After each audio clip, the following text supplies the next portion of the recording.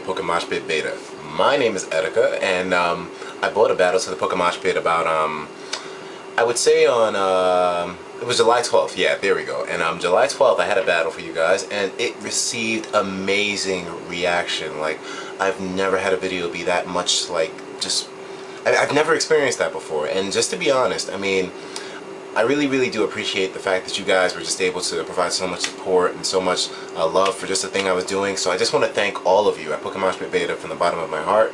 And so it's those moments like that and the bad ones as well which make me want to upload more videos with you guys. So anyways, I'm bringing you a battle today which is actually pretty good. Once again, I'm going to be using close to the same team I had in the last video, where I starred with my Houndoom, my Kangaskhan, and I want to see how far this team can take me before I get a loss. Now, this battle is actually a little bit old as well, and in terms of the team itself, like I had actually used this team a while ago. So let's see how many streaks it could go before I finally take a loss. But regardless, let's get into it. So the battle that I had today was with someone named Trevor. And oh, the team should appear here. And he starts off with a Bisharp, which is actually extremely unique. I mean, I like Bisharp as a Pokemon a lot in terms of design. But anyways, I start off with Bistro, as you remember from the last battle. Bistro goes in with an Earthquake, and it would have killed it, but Bisharp has really good defenses. I think they're base 100. And so he goes for the Sword Dance. And now, if you guys know Dark Pokemon, you'll know that the Sword Dance Sucker Punch combo is a nasty thing to deal with. So in order to deal with this, I go into Lucifer. And while I switch into Lucifer, he switches out and he goes into his Ferrothorn. Now, a little bit of an odd switch, but I mean, then again, he didn't know I was bringing Lucifer in, so of course, you know, it's not exactly warranted. But I just go for the Heat Wave, and luckily I'm able to take this Bisharp down without getting a Sucker Punch to the face with the Swords Dance boost. So I mean, very good on my part. So now he goes into the Swanna, which is another very unique Pokemon. You know, you don't see these Pokemon around a lot, so I can definitely appreciate that. I go right into Windtug because it can take special hits like a monster. So the Hurricane comes through, 150 base from a stab. I mean, it does a lot more than I thought, because you know that Cryogonal's special defense is amazing. So the fact that he did more than half to me is out of this world on a neutral hit. Another Hurricane, and I believe this finishes the... What? 1 HP, dude, I didn't even remember that. But anyways, I go straight for the Ice Beam, and I freeze him as well, so it's... Oh, he thought... Well, anyways, he goes for the Roost, and I'm not too concerned with it because, to be honest, I don't mean to be mean, but this Swanna doesn't seem like it's going to be that much of a deal in the first place. I just go for another Ice Beam following up, trying to take this thing down, and luckily this one is able to take it down. So, I mean, even though the Swanna reduced me to 1 HP, Cryogonal's still in there, so I mean, let's see how far we go. He goes for the Ice Shard, and you know, since it's on 1 HP, and I set up my screens, I don't really see that much of a need to, you know, stay in anymore, and I wanted to bring something in safely, even though it's a Lapras, so I probably could have switched in safely anyways. But regardless, I go in there with Madre, and as you guys all know, the Retaliate comes through. How much damage does it do? A metric truck ton, that's what it does. But something happens. I didn't catch that one. But anyways, he goes into his Ferrothorn, and now I go for the Workup because that's another great move that Kangaskhan got. Before Gen 5, Kangaskhan had no way to boost any of its stats. But now with Workup, it can boost its attack and special attack, follow it with a Drain Punch too. And wow, it takes it. Well, critical hit, but I mean, hey, you see. Now, that's why I think Kangaskhan is a deadly threat now, just because it got a move that it can boost its stats with. It has incredible stats if you look at them. Defenses are extremely good. HP is enormous. It's a really good Pokemon. But anyways, I go for a Retaliate, even though I don't have the Pokemon Revenge Killing. So I mean, it still does a pretty good amount of damage, especially considering that I got a Workup boost off. And he goes for his Focus Blast from the Ampharos. Wow, it doesn't even kill me. But then again, I do have the light screen up, so of course it wouldn't kill me in that situation. I get my special defense lowered as well. But going for another Drain Punch, even though I have the Life Orb, I'm still able to recover more health from that than the Life Orb would take away, I believe. I'm not sure, I didn't catch that either, but Sudowoodo comes in. Now, I'm pretty fast, so I go for the Drain Punch again, and I was hoping this would KO him, but I'm not unrealistic. But it does do a lot of damage. I mean, not even on a critical hit. So I'm thinking, with this HP, I'm going to be able to live this hit here, because, you know, whatever he can do to me, nah, never mind. The Hammer Arm totally castrates Madre, and she's a girl, so you know that must hurt. But anyways, Madre goes down, and now this is a pretty good battle, and I think about it. It's pretty fun. And I go straight into Bistro, go for the Earthquake, take it out in 1 hit. You know, besides that, Swanna, It's like the Pokemon kill, then another one comes in, kills that one, then another one comes in and kills that one.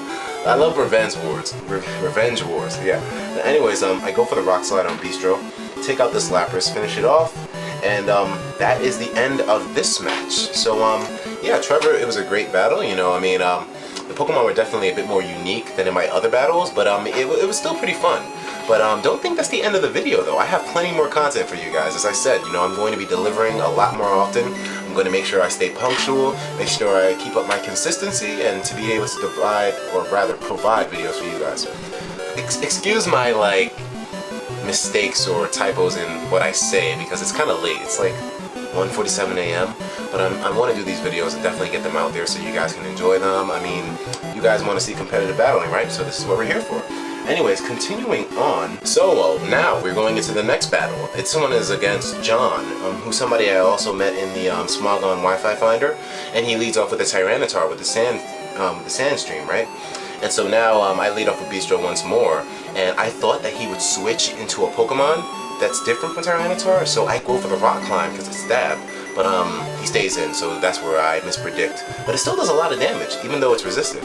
Anyways, he hits me with his attack, and it does a lot, but since he's staying in, I just figure I'll go for the Earthquake and finish this guy off. But he has a very interesting team though, because his team has an Aaron, a level 1 Aaron, and this Aaron is deadly, because I'll show you guys why later on, but notice in this battle that I keep Virgo, who's my Nidoqueen, and Bermuda, who is my Sigilyph, safe, because they're the only ones that'll be able to take down the level 1 Aaron in the sand. And it's a very interesting strategy, but you'll see later on. Anyways, now, this Ambipom I really admire because he has 2 moves, Fake Out and Last Resort. And Last Resort does a hell of a lot. Like, it really pushes me to the limit. I go for the Ice Beam though, and luckily this Ambipom is taken out, but I mean, just pay attention to the sand because the Aaron is going to be able to do damage if Virgo or Bermuda go down. So anyways, he goes into his Mind Shao. And he goes for the Fake Out, and even though I really love Moderate, like as a Pokemon, Moderate is one of my most valued members possible, but I have to sacrifice her at this one because anybody else, I didn't want anyone else taking Mind Shao's hits. I mean, it's a very powerful Pokemon, so sadly I had to sacrifice those guys, but I mean, luckily I'm able to retaliate with Bistro with the Zen Headbutt and max speed. Tauros' max speed is 350, which is a hell of a lot of speed on the Tauros, and so most people don't even estimate that I carry the Zen Headbutt. So it's really good for retaliating against fighting type Pokemon who think they're faster than me, that I don't have a move to hit them super effective with. So he goes into his Aaron now, and here it is. Now this Aaron is very deadly, but I have a strategy for it. Virgo resists Sandstorm, so the Endeavor, he tries to take me down to his little amount of HP and then retaliate with a Tackle, but luckily I'm able to cut that out real quick. I Ice Beam and I finally hit this Hydreigon in the face because I was estimating this thing to come out, and he finally switched into it and it goes down in one hit. Thank goodness. Now his Metagross comes in, and I'm not trying to let Virgo die with a Bullet Punch or anything like that, so I switch her out and I go into Bermuda to be able to absorb the Bullet Punch, even though I might not be able to do it that well, but he Earthquakes, so I mean, it's even better. Now from here, I'm estimating that I'll be able to Calm Mind and at least stall out a bit or flinch him out with the Air Slash to do enough damage to him where someone else can retaliate, because being honest, I have stored power in Air Slash. Bermuda is not taking him down. Now my Citrus Berry activates, and I go for the Air Slash, and I hope to Hacks him. Do I get the Hacks? Yes, I get the Hacks. But I go for another one. I miss it, and he Ice Punches me, so I get the Hacks the first turn, and then I wind up getting Hacks deep in the asshole myself, so yeah, that sucks. Anyways, Bermuda goes down, and finally I figure, okay, Lucifer, it's time to come in, the MVP of many matches. I take the Hammer Arm right to the face, and it almost kills me, but it doesn't kill me. You know, back in early 5th gen, no Stealth Rocks? Now, what am I going to do to beat this thing? Counter, right in the face. Metagross is done. My Lucifer set is extremely different, you could say. But anyways, Metagross is down. The counter is able to finish him off, but the Sandstorm finishes me off, so that's where the sacrifice had to be made. Lucifer means a lot to me as a Pokemon, but sadly, I'm not able to deal. So finally, this Aaron comes in. Now I go for the Earth Power straight to the face. Boom. Aaron is down to the Focus Sash. Or rather, not the Focus Sash, the Sturdy ability. He hits me with a Tackle, but what he was going to do if the Sandstorm was working, was to take me down to the focus sash with him, and I'll have 1 HP as well, and then the sandstorm will finish me off the next turn. So that's the battle right there. But I mean, just to explain the strategy, most of you guys are pros, so you probably understand this anyway, but just for the people that don't, Aaron in the sand is a very deadly Pokemon because its ability is sturdy. So he lives a hit, lives on 1 HP, then uses Endeavor in the sand to take down a Pokemon who's opposing him to 1 HP. Then the next turn, after that turn ends, the sandstorm will finish that Pokemon off, while he's holding the Shell Bell to restore all that HP he lost by taking the hit. So basically when he uses Endeavor, the Shell Bell activates and all that HP goes back to him, and the sandstorm finishes off the Pokemon who was left with 1 HP from the Endeavor, which was used by the sturdy. You see, it's a little complex, but I mean, it's easy enough to understand. But anyways, I'm glad you guys enjoyed these battles. Wait, or rather, I don't know if you'll enjoy these battles right now. Like, I'm the one recording them, so I'm not exactly sure. But thank you for hosting the battles. Regardless, let me know what you think. The next battle is going to be a doozy. I can tell you that much. But until then, my name is Etika, Pokemoshpitbeta. Thank you from the bottom of my heart for hosting my videos, and I'll talk to you all later. Take care of yourself, don't kill your babies, and I'll see you around. And don't see Batman without a bulletproof vest, because they're shooting motherfuckers in there. He's coming in your windows, snatching your people up.